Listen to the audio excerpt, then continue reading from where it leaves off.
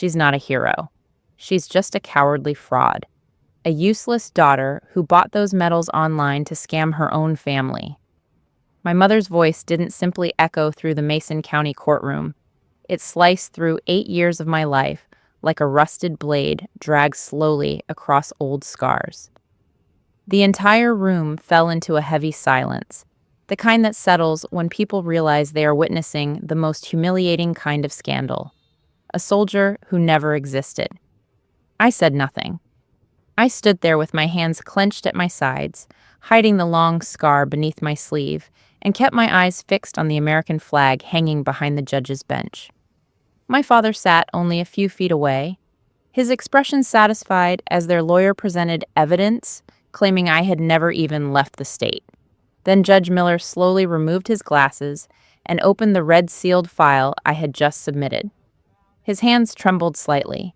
He looked at my parents, then at their confident lawyer, and asked quietly, "Counselor, do you truly have no idea whose life you're trying to destroy today?" The first time I saw my grandmother's cabin again, it looked smaller than I remembered. Not ruined, not abandoned, just quieter, as if time had slowly pressed the entire place into the earth while I was gone. The pine trees still leaned over the roof the way they always had, their branches brushing softly against the old wooden shingles whenever the wind moved through the valley. The porch swing still hung beside the front door, its chains rusted but intact. Even the crooked mailbox at the end of the dirt driveway looked exactly the same. For a moment, standing there with my duffel bag in my hand, it felt like stepping back into the only place in the world that had ever truly been safe.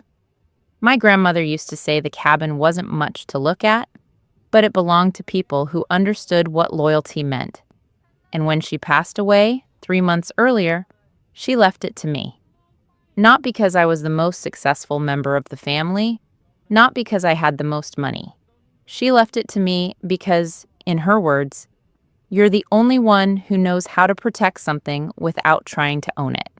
I didn't realize how important that sentence would become until the day my parents arrived. Their car rolled into the gravel driveway like it had every right to be there. My father stepped out first, dressed in the same pressed button-up shirt he always wore to church, followed by my mother, who carried herself with the careful posture of someone who believed the world was always watching. Behind them, another car pulled in, a lawyer. I knew that much before he even stepped out. "Look who finally came back," my father said, his voice already carrying that familiar tone of accusation disguised as disappointment. I set my bag down slowly. I came to check on the house.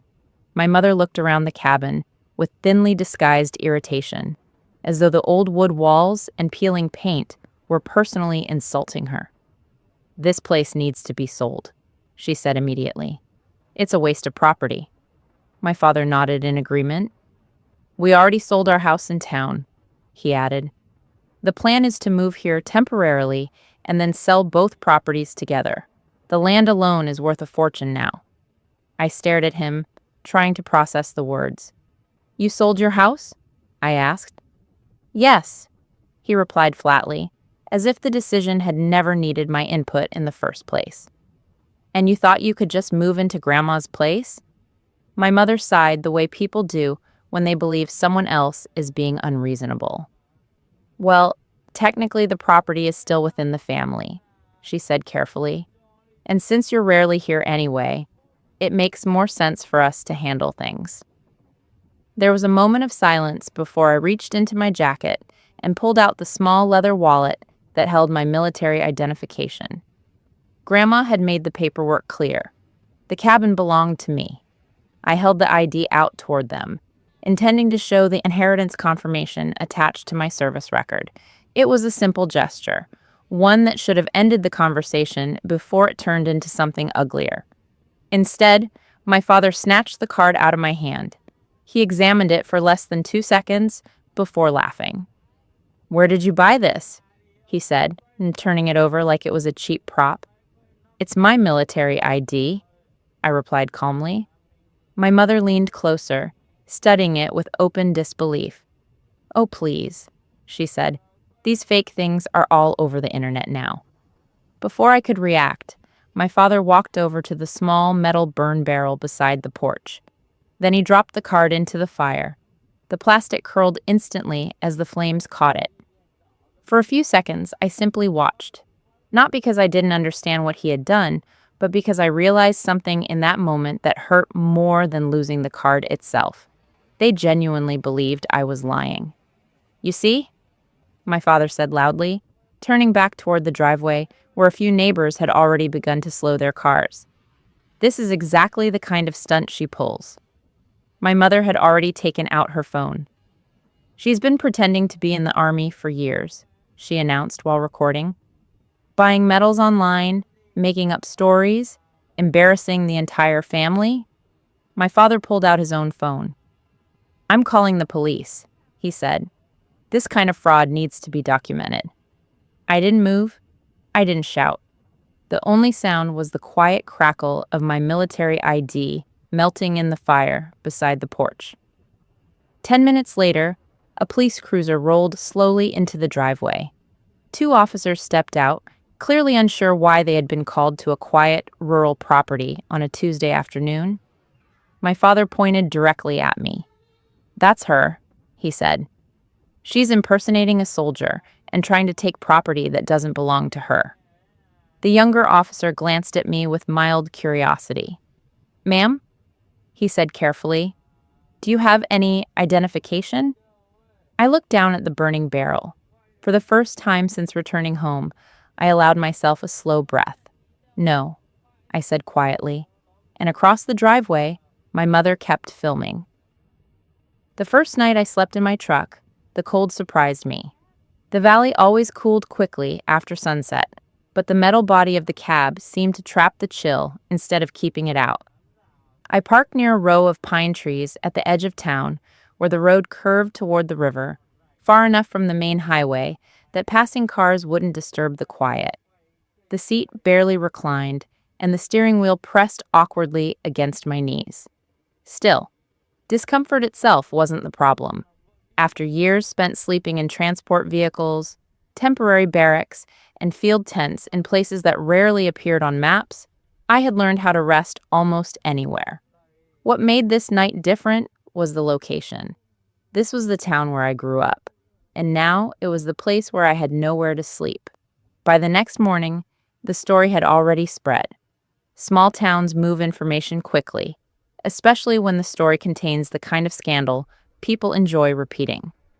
By the time I walked into the diner on Main Street to get coffee, several people were already watching me with the cautious curiosity usually reserved for strangers.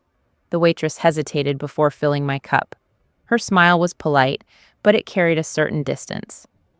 "I heard the police came to your grandmother's place yesterday," she said carefully, as if testing how much of the rumor might be true. "Yes," I replied. "That must have been stressful." I nodded once and thanked her for the coffee. At the far end of the diner, two men lowered their voices as I walked past, though not quite enough to hide what they were saying. "Pretending to be army, stolen valor? People like that make real soldiers look bad." The phrase echoed in my head long after I stepped outside. Stolen valor. In a town like Mason County, those words carried a special kind of anger. Several families here had sons and daughters serving overseas, and the idea that someone might lie about military service felt like a direct insult to everyone who wore the uniform honestly. The accusation alone was enough to turn public opinion. The truth rarely moved as quickly. By the afternoon, the video appeared online. My mother had uploaded the clip she recorded the day before, carefully edited so it began at the moment the police officers asked for identification. The caption beneath the video read, "Local woman caught, impersonating a soldier and trying to steal family property." The clip spread faster than I expected. Within hours, dozens of people from town had shared it, leaving comments filled with anger, disbelief, and accusations from people who had never met me. Some demanded I be arrested. Others insisted I should be banned from ever claiming military service again. Not one of them asked what actually happened. The following morning, I found an envelope taped to my windshield. Inside was a legal notice. My parents had hired an attorney named Daniel Crawford, a man whose reputation in the county courthouse was built on aggressive litigation and a talent for turning family disputes into public spectacle. The document accused me of organized fraud and identity misrepresentation, claiming my military service was fabricated and that my attempt to claim my grandmother's cabin was based on falsified credentials. They were requesting full legal control of the property, and they wanted the court to investigate me. I folded the letter slowly and placed it back in the envelope. The trial date was scheduled for 2 weeks later. During those 2 weeks, the town continued to watch. Some people avoided speaking to me entirely. Others stared openly as I walked past, their curiosity stronger than their manners. A few simply shook their heads as though they had already decided what kind of person I must be. Through all of it, I offered no explanation. I didn't argue. I didn't defend myself. Silence often makes people uncomfortable, especially when they expect anger or desperation. The absence of protest sometimes feels more suspicious than the accusation itself. But silence can also reveal something important. It gives people time to show you what they truly believe. At night, I returned to the truck and reviewed the documents inside my bag. Some of them were ordinary service records. Others carried markings that rarely left secure military archives. The red classification stamp alone would make most attorneys reconsider their strategy. I sealed the folder again and placed it carefully beneath the seat. 2 days before the hearing, my parents returned to the cabin. They stood on the porch as if the property already belonged to them, speaking loudly enough for nearby neighbors to hear every word. "You still have time to admit the truth," my mother called toward the driveway where my truck was parked. My father crossed his arms with the confident posture of someone who believed the outcome had already been decided. "The judge will see through this," he said calmly. "Frauds don't last long in court." I closed the truck door and looked at them quietly. Not with anger, with patience. Because accusations like theirs tend to collapse when they finally meet something stronger than rumors. And in just a few days, the courtroom would provide exactly that. The Mason County Courthouse looked smaller from the inside than it did from the street. The courtroom itself was built from dark wood that had absorbed decades of quiet arguments, family disputes, and legal decisions that rarely mattered beyond the borders of the county. On that morning, however, nearly every seat in the gallery was filled. Word had traveled quickly. People wanted to see the outcome of the story they had already decided was true. I walked in alone and took my place at the defense table, while the low murmur of conversation moved through the room like a restless tide. Some faces I recognized from town. Others had likely come only because scandal has a way of attracting attention. Across the room, my parents sat beside their lawyer with the confidence of people who believed they were about to be publicly vindicated. My mother avoided looking directly at me at first. When she finally did, the expression on her face was not anger.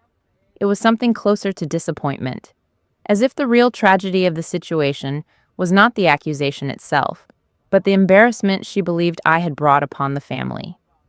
The bailiff called the room to order, and Judge Miller entered quietly, adjusting his glasses as he settled behind the bench. His reputation in the county was one of patience and careful deliberation, the kind of judge who preferred to listen longer than he spoke. That morning, however, it didn't take long for the accusations to begin. Daniel Crawford rose from his chair with the calm confidence of a man who had spent his entire career controlling narratives inside rooms exactly like this one. "Your Honor," he began, his voice steady and practiced, "this case concerns a matter that is both deeply personal and deeply troubling." He paused briefly, allowing the silence to gather. "My clients are here today not out of anger, but out of necessity. For several years, the defendant has falsely represented herself as a member of the United States Army in order to gain sympathy, attention, and now control of valuable property belonging to the family." A few quiet whispers spread through the gallery. Crawford continued, as if the reaction had been carefully planned. We have gathered documentation confirming that the defendant has never been registered in any official military deployment records associated with this region. In other words, the identity she claims simply does not exist. My mother lowered her head and covered her face with a handkerchief. The gesture was theatrical enough to draw attention from nearly everyone in the room. When she finally spoke, her voice trembled just enough to sound convincing. "I raised her to respect this country," she said softly, "to respect the uniform, and now she stands here dishonoring it."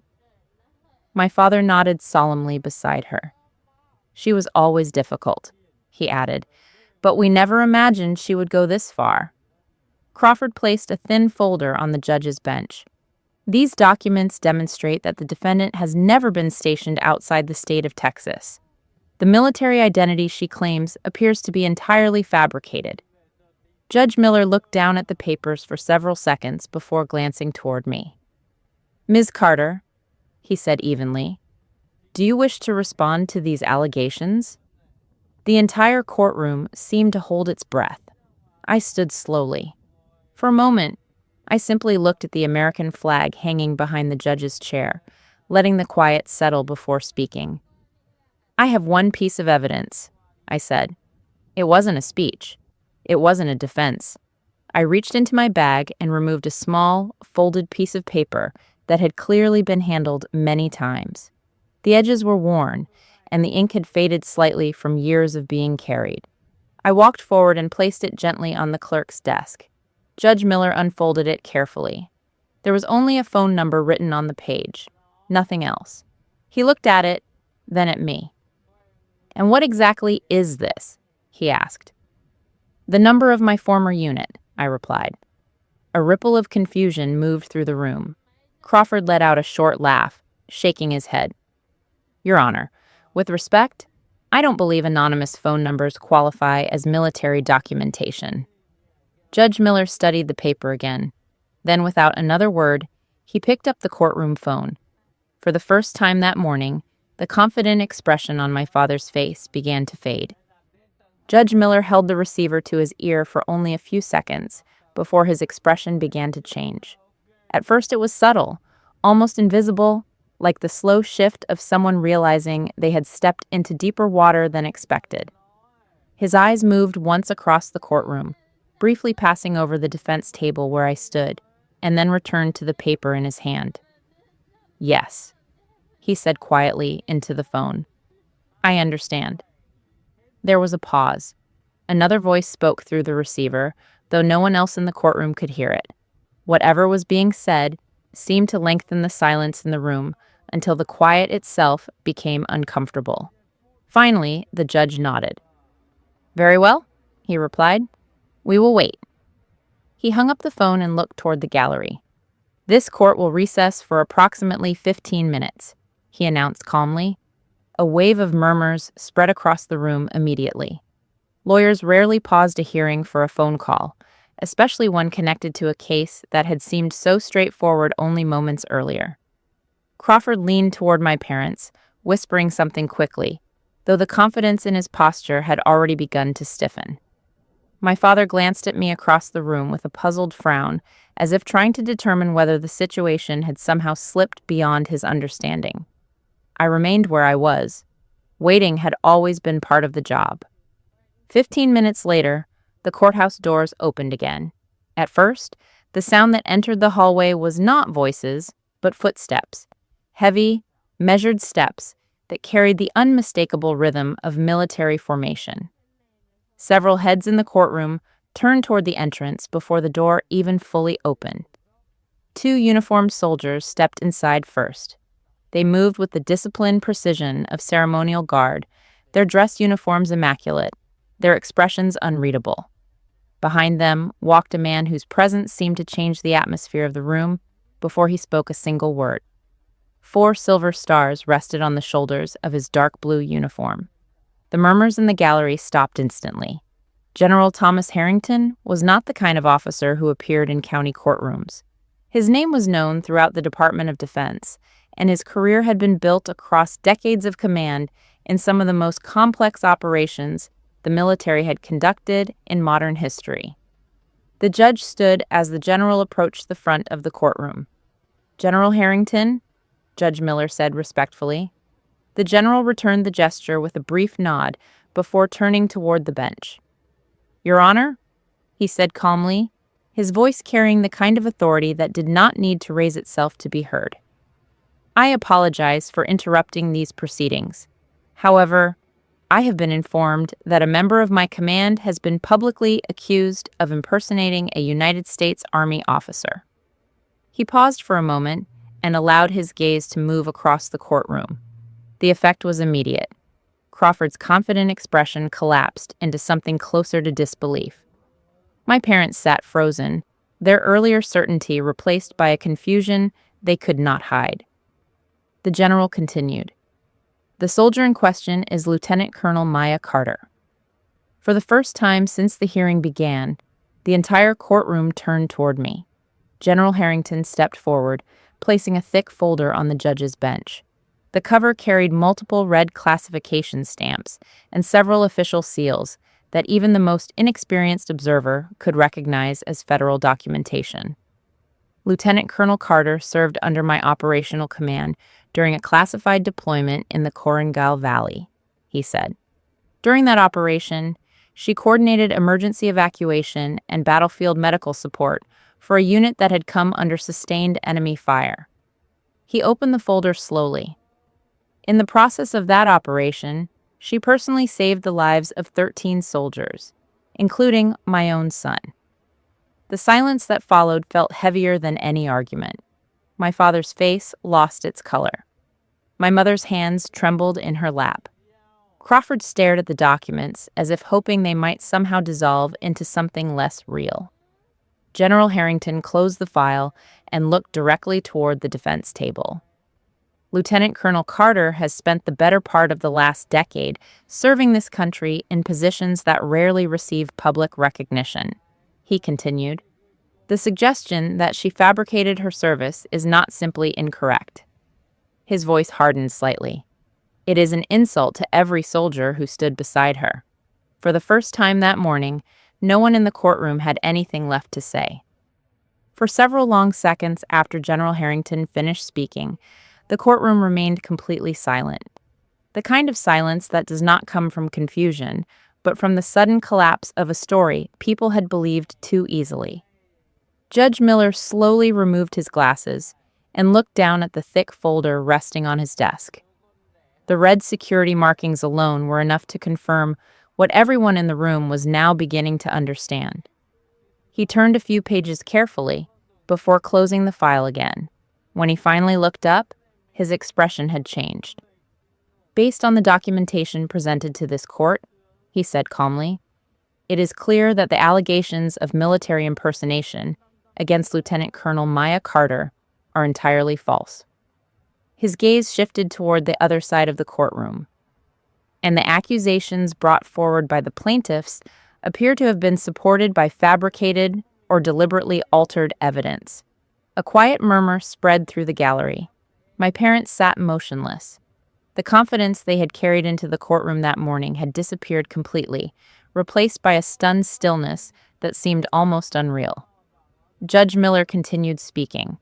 "This court therefore rules that the property in question, previously belonging to the late Margaret Carter, remains under the full legal ownership of Lieutenant Colonel Carter." He paused briefly. "Additionally, the court will request a formal investigation regarding the destruction of federal identification and the submission of fraudulent documentation during these proceedings." Crawford opened his mouth as if preparing to argue, but whatever words he intended to use seemed to lose their strength before they reached the air. The judge's decision had already been made. The gavel struck once against the wooden block. Case dismissed. The sound echoed through the room like the closing of a long, exhausting chapter. Outside the courthouse, the afternoon sunlight felt almost unfamiliar after the heavy atmosphere of the courtroom. Reporters had begun gathering near the entrance, their cameras turning toward the steps the moment the doors opened. I walked past them without stopping. There were no statements to give, no victory speech to deliver. Some battles are not meant to be celebrated, they are simply meant to end. Behind me, hurried footsteps approached across the stone walkway. Maya! I turned. My parents were standing near the courthouse entrance, both of them looking smaller than I had ever seen them before. My mother reached me first. Her voice was suddenly soft, almost pleading. We didn't know, she said quickly. You have to believe that. We thought you were lying. My father stood a few steps behind her, his shoulders no longer carrying the rigid confidence he had shown in court. We were wrong, he said quietly. We're family. We should fix this. For a moment, I studied their faces. 8 years earlier, I had left this town believing that family meant loyalty, that the people who raised you would stand beside you even when they didn't fully understand the path you had chosen. The courtroom had shown me something different. Family, like honor, is defined by actions, not by blood. You tried to destroy my name, I said calmly. My mother shook her head quickly. We were protecting ourselves. I nodded slowly. Exactly. There was no anger in my voice, only clarity. In the army, I continued, we depend on the people beside us to survive. We call them brothers and sisters because we trust them with our lives. My father lowered his eyes. You're saying we failed you? I looked at him for a moment before answering. No, I said quietly. You were never my unit. The wind moved softly through the courthouse square as the words settled between us. Then I turned and walked down the steps toward the street. Behind me, the town that had once watched me with suspicion was now watching in silence again. But this time, the silence meant something different. Not scandal, not doubt, respect. I didn't look back. Some victories don't require witnesses. They only require the quiet certainty that the truth, eventually, stands on its own. If this story made you reflect on loyalty, honor, and the quiet strength it takes to stand alone when the world turns against you, consider subscribing and sharing it with someone who might need to hear it. Because stories like Maya's remind us that real heroes don't always look like heroes until the moment the world finally sees them.